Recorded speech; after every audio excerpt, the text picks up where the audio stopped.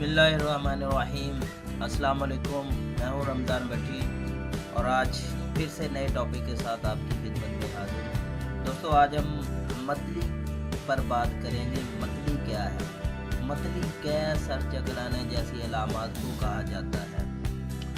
मतली की शिकायत से बचने के लिए आसान और बेहतरीन तरीका ये है कि पुदीना की एक गड्डी ली जाए, इसमें 3 चम्मच अनारदाना के डालें, 1 चम्मच सफ़ेद ज़ीरा और 4 हरी मिर्च लेकर इन चारों चीज़ों को मिक्स करके चटनी पीस लीजिए। थोड़ा सा नमक और चीनी हस्बे ज़रूरत डालें। सुबह शाम खाना खाने से पहले थोड़ी सी चटनी खाएं और खाना खाने के बाद 1 चम्मच सौंफ चबाएं तो इंशाअल्लाह मतली की शिकायत दूर हो जाएगी।